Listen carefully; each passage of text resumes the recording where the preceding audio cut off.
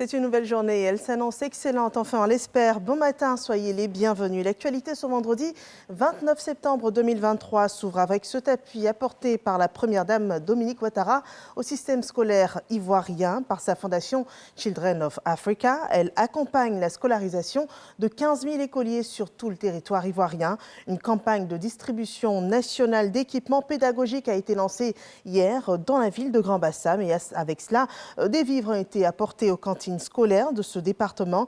Également divers équipements dont des jeux d'éveil et des jeux extérieurs pour les enfants des classes de maternelle. Également des produits d'entretien et du mobilier de bureau pour les établissements scolaires. C'est une action sociale que raconte Jérôme Kofi Abola.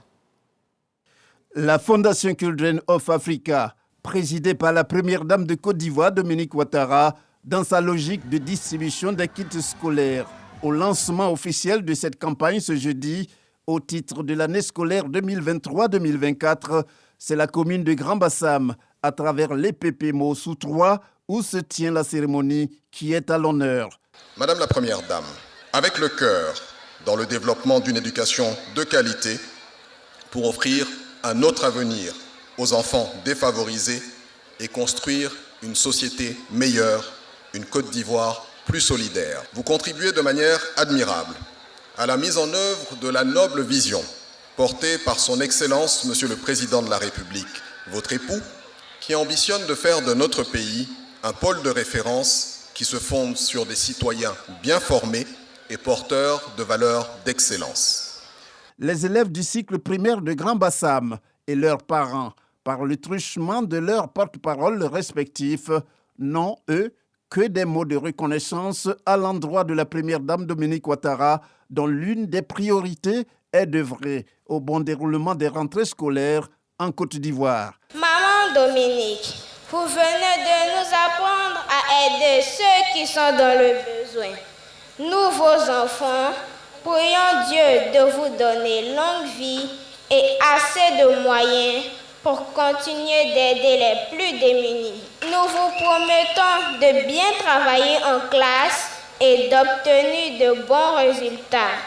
Que le Seigneur vous donne la santé et vous protège, ainsi que notre papa, le président Alassane Ouattara. Nous vous aimons très très fort. Madame la Première Dame, notre joie est encore plus grande de savoir que vous venez offrir des kits scolaires à vos enfants.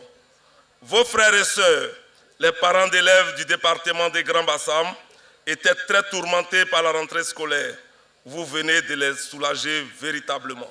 Les enseignants, très dévoués, sont souvent désarmés devant les élèves démunis, dépourvus. Vous les mettez à l'aise dans leur travail. Madame la Première Dame, par votre bonté légendaire, vous ouvrez la route de l'éducation à vos enfants. Pour tout ce qui précède, nous vous disons merci, infiniment merci. C'est l'occasion pour la ministre de l'Éducation nationale et de l'alphabétisation d'apporter le soutien du gouvernement à l'action de la Fondation Children of Africa et de sa présidente pour leur contribution à l'essor du système scolaire ivoirien. Madame la Première Dame, vous êtes avec nous sur tous les fronts de l'éducation de nos enfants. Construction et équipement d'établissements scolaires. Construction et équipement de salles multimédia pour les établissements scolaires. Bibliobus. Voyage de découverte en France pour les meilleurs élèves. Distribution de kits scolaires et j'en passe. La liste des actions qui traduisent votre engagement au service de la jeunesse ivoirienne en général et du système éducatif en particulier est longue, très longue. Je suis heureuse d'affirmer que vous êtes toujours à nos côtés pour une école inclusive, une école de qualité et une école de mérite. Pour la première dame de Côte d'Ivoire, Dominique Ouattara, il n'y a rien de plus important que de perpétuer ce qui, à ses yeux, reste une tradition. Chaque année, au moment de la rentrée des classes, la Fondation Children of Africa met un point d'honneur à aider les familles partout en Côte d'Ivoire à assurer une rentrée scolaire réussie à leurs enfants. Au fil du temps, la distribution de kits scolaires est devenue une tradition à laquelle nous tenons. Cet acte solidaire a pour but d'assister les familles afin que nos enfants puissent aller à l'école dans de meilleures conditions possibles. Nous avons également ramené des équipements et des vivres pour les cantines des écoles de Grand Bassam, des jeux d'éveil et des jeux d'extérieur pour nos tout-petits, des produits et du matériel d'entretien pour les écoles, ainsi que du mobilier pour le bureau des enseignants. À ce stade de mon propos, j'aimerais réitérer mes sincères remerciements à tous nos généreux donateurs, grâce auxquels il est possible de faire tous ces dons. Chers enseignants, je voudrais à présent me tourner vers vous pour vous dire que vous faites un travail admirable auprès de nos enfants. Vous avez choisi un noble métier qui vous octroie une importante responsabilité, non seulement dans la vie de nos enfants, mais aussi en ce qui concerne l'avenir de notre nation. Je tiens à vous féliciter pour l'excellent travail que vous réalisez au quotidien et pour votre engagement. Très chers parents, l'avenir de nos enfants a toujours eu une grande importance à mes yeux. Je partage sincèrement votre souhait de voir nos enfants réussir leur parcours de vie. Merci pour tous vos efforts et les sacrifices que vous consentez chaque année pour que vos enfants, nos enfants, aient le meilleur. Quant à vous, mes chers enfants, je vous souhaite de passer une très belle année scolaire et qu'à l'issue de celle-ci, la réussite soit au rendez-vous. Ce sont au total 15 000 kits scolaires, dont 5 000 pour le département de Grand Bassam, qui vont être distribués aux écoliers ivoiriens. Des kits notamment composés de cartables, de livres et autres fournitures. Circonstance oblige, la présente cérémonie de lancement officiel de distribution de ces kits s'est illustrée comme un moment de fête, avec notamment des échanges de présents ainsi que des ballets et des prestations d'artistes ayant permis à toutes les personnalités sur place de chanter et d'esquisser des pas de danse dans la gaieté.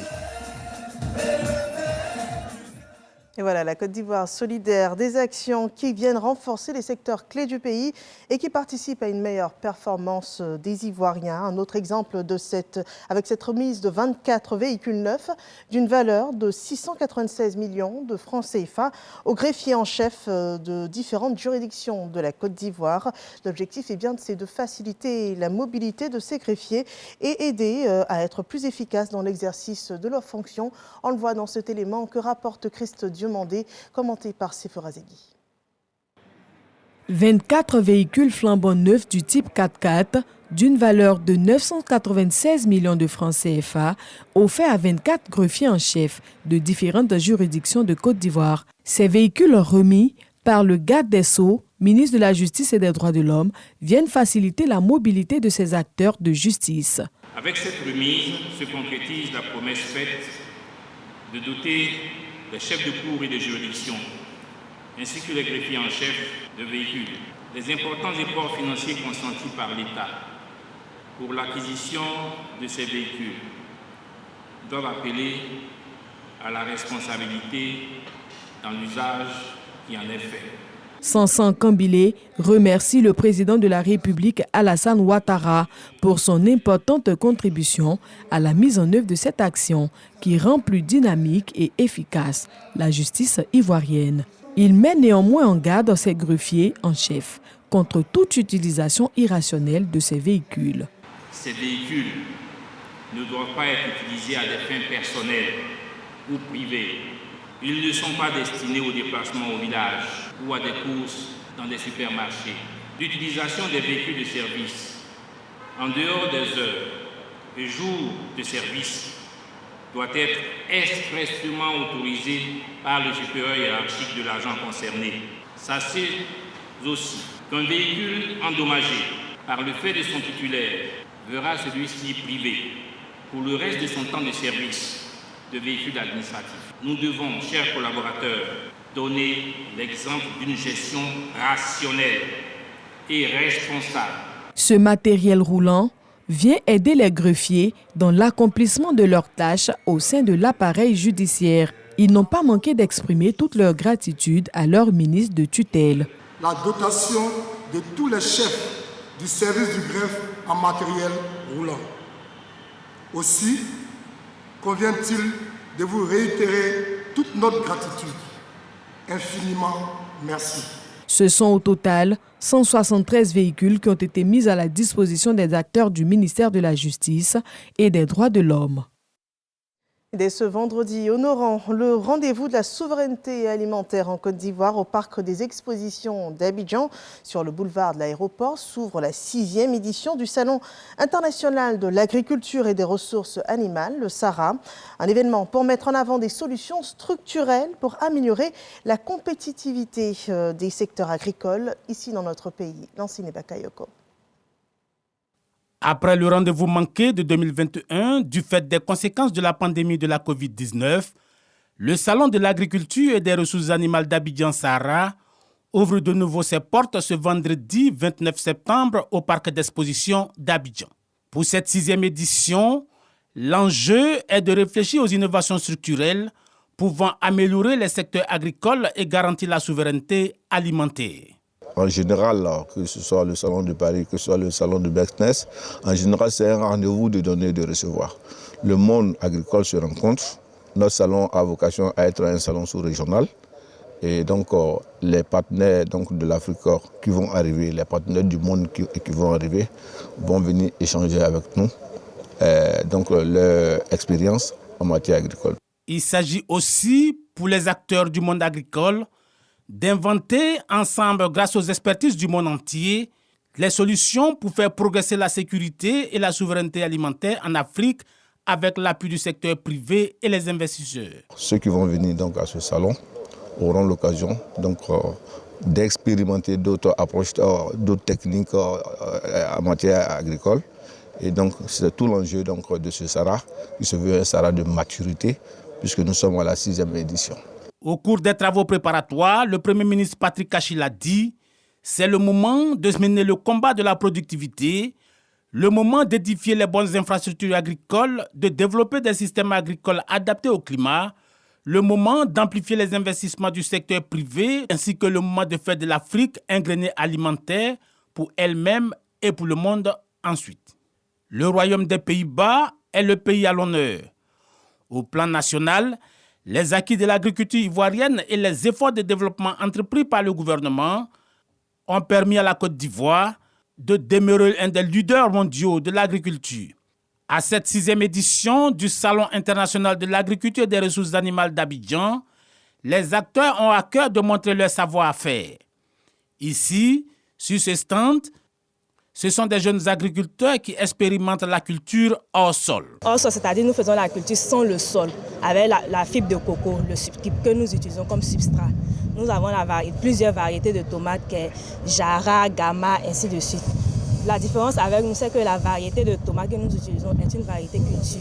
C'est-à-dire qu'on plante la tomate, ça pousse beaucoup, et puis lorsqu'on récolte, ça a une longue durée. Donc, la culture hors sol a plus d'avantages que la culture dans la terre. On découvre également les mareyeuses du débarcadère de Lokodjoro. Avant, nos mamans fumaient sur des barriques et le goudron du bois s'est reposé sur le poisson. Aujourd'hui, il y a une nouvelle technologie de fumage. Avec ces fours FTT, si tu as mis ton poisson au feu, tu as l'écart. Le four est séparé d'une plaque à graisse. Donc, la graisse du poisson ne tombe pas dans le fourneau pour faire remonter la flamme. Donc, nous sommes venus à ce Sahara pour faire la promotion de ces fours-là, pour que tous les Ivoiriens puissent consommer le poisson qui est fumé sur les fours FTT. Tous ces acteurs ont à cœur d'attirer des investissements étrangers qui vont garantir la survie de leur filière. À cette 6e édition du Salon international de l'agriculture et des ressources animales d'Abidjan, plus de 500 000 visiteurs sont attendus.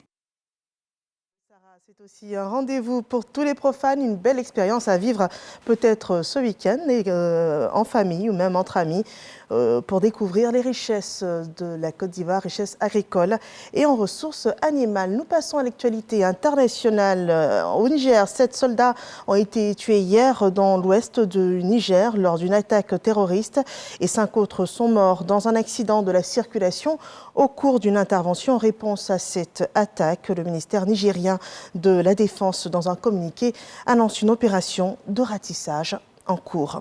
Actualité au Liban, au moins une vingtaine de personnes ont été blessées hier lors de violents heurts entre les forces de l'ordre et des manifestants en majorité arméniens devant l'ambassade d'Azerbaïdjan au Liban, située dans une proche banlieue de Beyrouth. La foule entendait protester contre l'occupation du Haut-Karabakh par l'armée azerbaïdjanaise dans la semaine dernière et la dissolution annoncée de cette république en janvier prochain aux républiques autoproclamées enclavées en Azerbaïdjan. Et pendant ce temps, le Haut-Karabakh se vide de ses habitants. Plus de 60 000 personnes ont déjà fui le territoire pour l'Arménie. Nous partons aux États-Unis où le processus de destitution mené contre le chef de l'État démocrate par les parlementaires républicains est enclenché. Des parlementaires républicains qui accusent Joe Biden d'avoir menti au peuple américain sur les entreprises de son fils cadet Hunter. Cette investigation pourrait se transformer en casse-tête pour la Maison-Blanche avant la présidentielle de 2024. Et puis, le président des États-Unis en donne les couleurs en soutenant que l'idéologie de son adversaire Donald Trump et de ses partisans menaçait l'essence même de la nation américaine. C'est le dernier point de ce journal de 6h30 sur RTI1. Merci de nous avoir suivis et excellente journée.